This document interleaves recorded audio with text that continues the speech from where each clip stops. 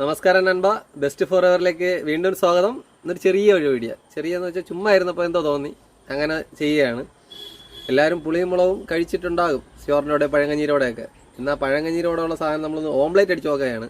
എങ്ങനെ ഇരിക്കുമെന്ന് നോക്കാം. നമ്മൾ എടുത്തിട്ടുള്ളത് പുളി, ഒരു ഇച്ചിരി ശകലം പുളി എടുത്തിട്ടുണ്ട്. പിന്നെ ഇത് കാന്താരിയാണ്, കാര്യത്തിൽ ഗംഭീരനാണ്.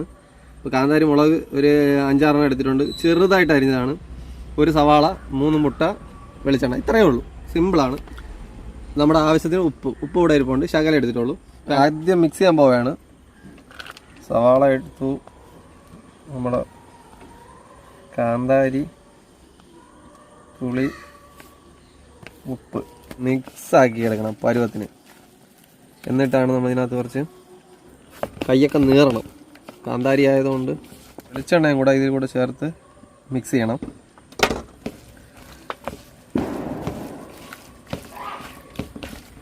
നമ്മൾ മാറ്റി വെച്ചൊരു 3 മുട്ടയാണ് എടുത്തിട്ടുള്ളത്.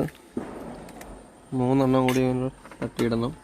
ഇനി നന്നായിട്ട് അവനൊന്ന് മിക്സ് ചെയ്യുക. അങ്ങനെ നമ്മളൊരു 1.5 സ്പൂണ് ഓയിലൂടെ ഒഴിച്ചിട്ടുണ്ട്. ഇനി നമ്മൾ മുട്ട ഒഴിക്കാം.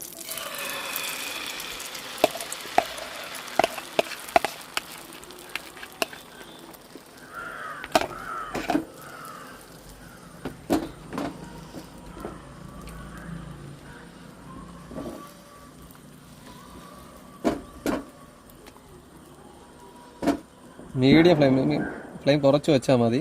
ഞാൻ ഉപ്പും പുളിയൊക്കെ നന്നായിട്ട് പിടിക്കട്ടെ. നല്ല ഇരുട്ടിയിട്ടുണ്ട്.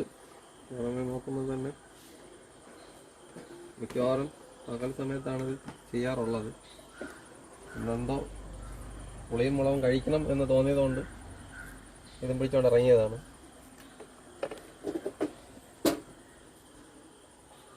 ഇത് സൂപ്പർ സാധനമായിരിക്കും. നമ്മൾ പുളിയും മുളകും 1 സൈഡ് ആയിട്ടുണ്ട്. ഇനി നമ്മളതിനെ മറിച്ചിടാൻ പോകണം. അതിന് എളുപ്പ പരിപാടി.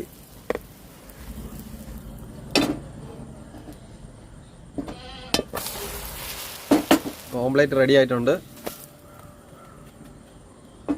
ഇതാ നമ്മുടെ ഓംലേറ്റ് ചൂടോടെ ഇരിക്കുകയാണ്. ചൂടോടെ അല്ലേ, പുളിയും മുളകും ഓംലേറ്റ് റെഡിയാണ്. സൂപ്പറായിരിക്കും. എല്ലാവരും ഒന്ന് ട്രൈ ചെയ്ത് നോക്കുക. നല്ല മണമുണ്ട്. പച്ച വെളിച്ചെണ്ണ ഇവിടെയാണ് ഇത് ചേർത്തിട്ടുള്ളത്.